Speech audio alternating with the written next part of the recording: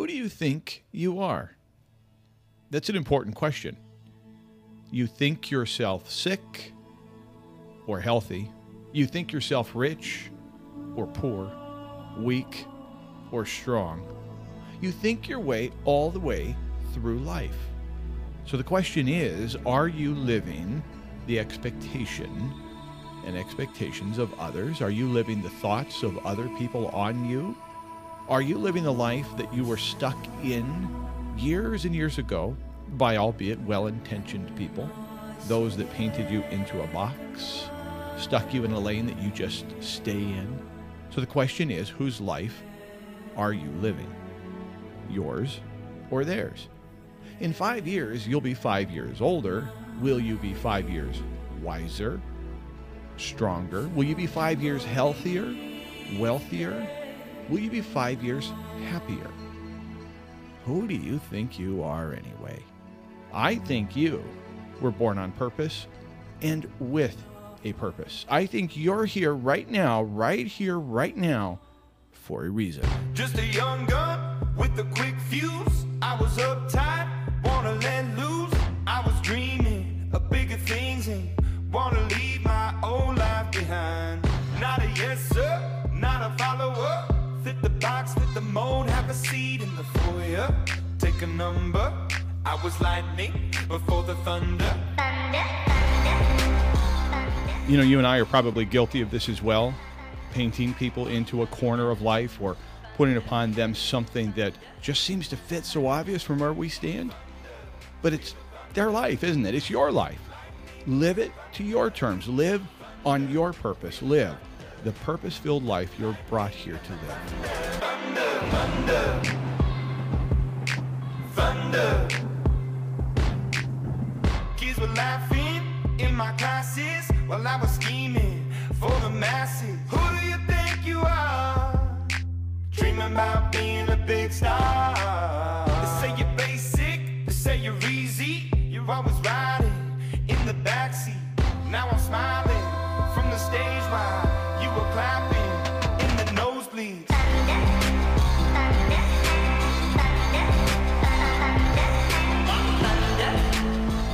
Live from on top of the world in Homer, Alaska, I'm Chris Story, and this is On Top of the World Radio, radio on purpose. Oh, say, can you see by the dawn's early light what so proudly we hailed at the twilight's last gleaming, whose broad stripes and bright stars through the perilous fight o'er the ramparts we watched were so gallantly streaming, and the rockets regular,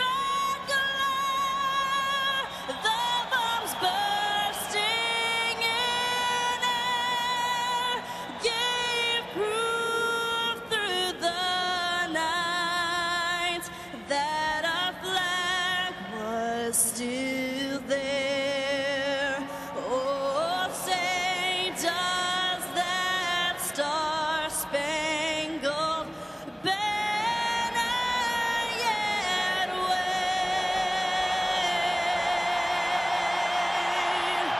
o'er the land of the free and the home of the brave?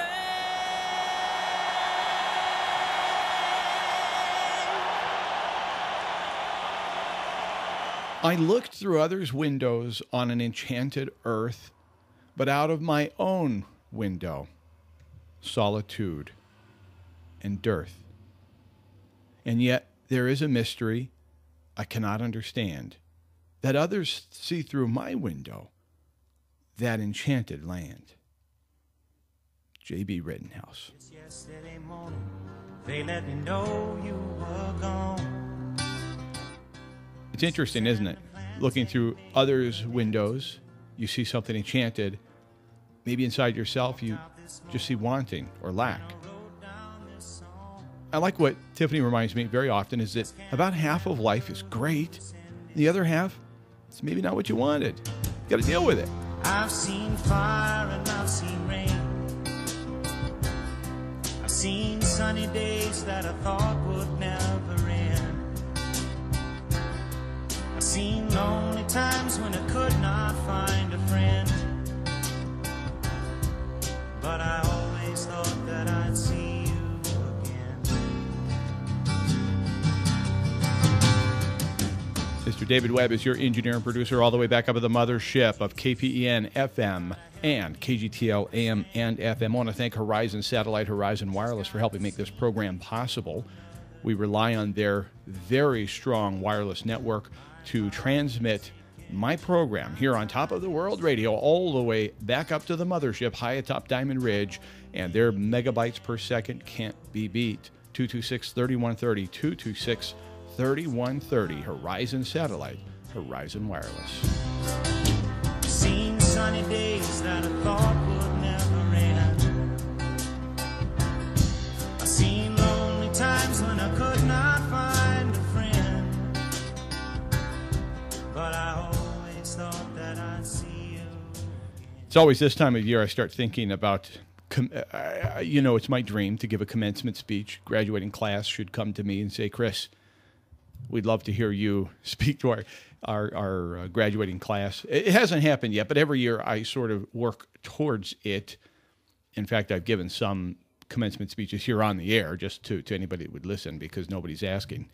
That's okay. So after our Alaskan Mind Bender question, I'm going to tell a story that I think graduating seniors should hear, as told by Jim Rohn, great business philosopher of the 21st century. He's an amazing guy. He's gone now, but his work is here.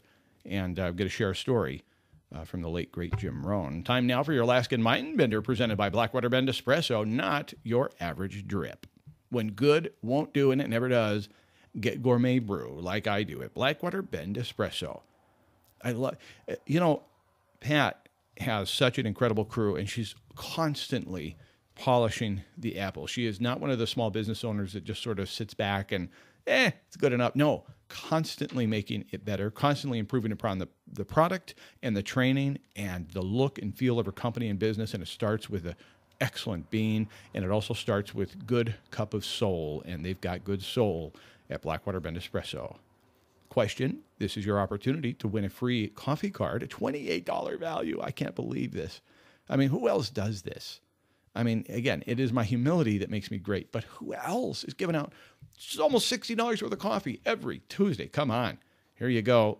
Enter to win by texting at 299-7653.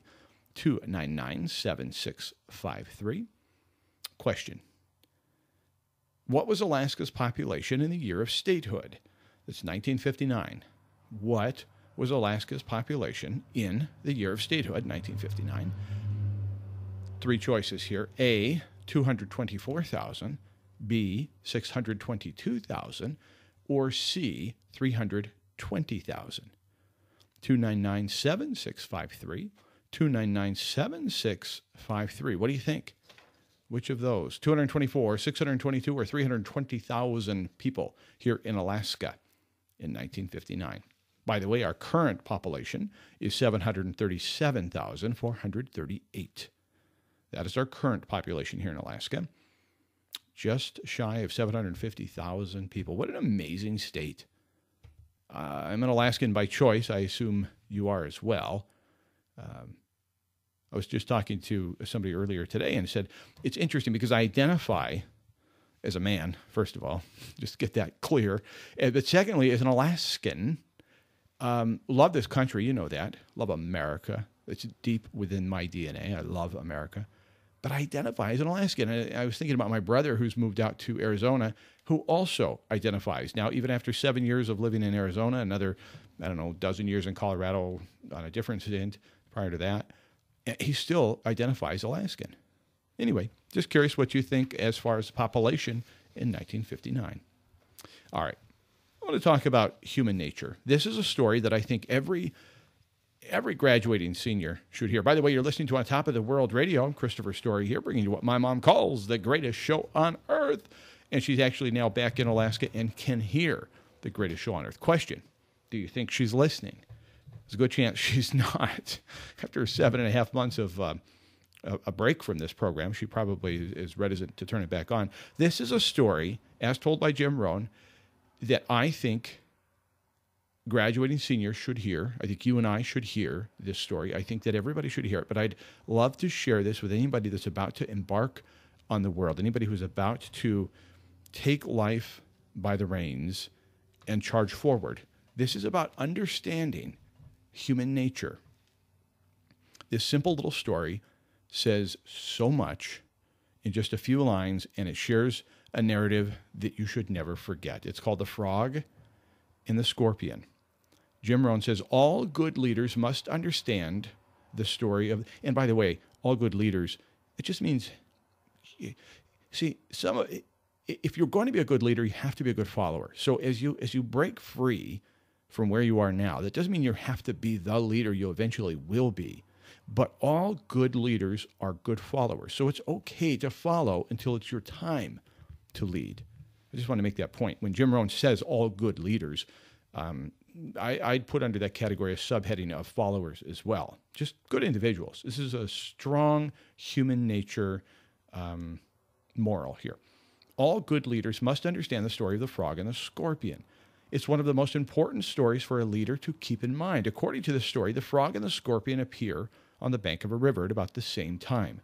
The frog is about to jump in the river and swim to the other side. When the scorpion sees what's about to happen, he engages the frog in conversation, as one does. He says to him, "Frog, I see that you're about to jump into the river and swim to the other side." The frog responds, "That would be correct."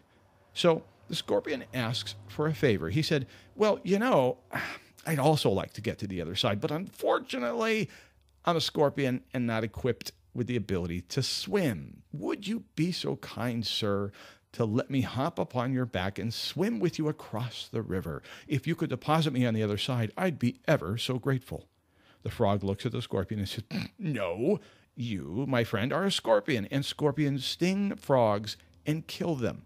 I'd get out about halfway there, and with you on my back, you'd sting me, and I would die. Do you think I'm crazy? Absolutely no way, no how you're getting on my back." Scorpion says, "Well, wait just a minute. So you're not thinking, if I were to sting you halfway out there, you'd surely die, but wouldn't I as well? See, I'm a scorpion and I can't swim. I would drown. That would be very foolish of me, would it not? I'm not about to do this. I just want to get to the other side, Mr. Frog." The frog thinks about that reasoning and says, that actually makes sense. "All right, hop on, Scorpion. Let's go." Scorpion hops on the frog's back. They start to swim across the river, and sure enough, halfway across the river, the scorpion stings the frog. They're now about to sink and drown in the water. The frog cannot believe what has happened, and he says to the scorpion, "Why? Why'd you do that? I'm about to die, but so are you. Why would you do that?" And the scorpion, just before he slips beneath the water, says, "Because I'm a scorpion." It's his nature. It's who he is. It's what he does. Never forget it. When it's not always raining, there'll be days like this. When there's no one complaining, there'll be days like this. Everything falls into place like the flick of a switch. Well, my mama told me there'll be days like this. When you don't need to worry. You're listening to On Top of the World Radio. Please enter to win right now our Alaskan Mindbender Blackwater Bend Espresso Contest. In 1959, how many people lived in Alaska? 224,000, 622,000, or C, 320,000. Text in right now, 299-7653. More to come when we return here to the Top of the World. When you don't need an answer, there'll be days like this. When you don't need a chance, there'll be days like this. When all the parts of the puzzle start to look like they fit. And I must remember there'll be days like